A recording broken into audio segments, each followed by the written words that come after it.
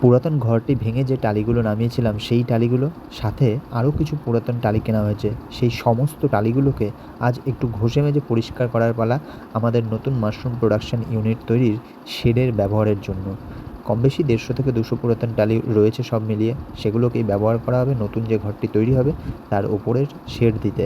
আর সেই কাজেই আমি টালিগুলোকে ঘষে পরিষ্কার করে নিচ্ছি আর মা সেগুলোকে নিয়ে গুছিয়ে রাখছে। এই যে এখানে টালিগুলো ছিল, মা এই যে এখন এখানে ঝাড় দিয়ে পরিষ্কার করছে। আমার হাতের অবস্থা খারাপ, হাত আমি নড়াতে পারছি না, হাত পুরো ব্যথা হয়ে গেছে, কোমর ফোমর পুরো লেগে গেছে, বিরাট বাজে অবস্থা। তো এই ছিল আজকে টালি পরিষ্কার করার পালা, কমপ্লিট সবটাই।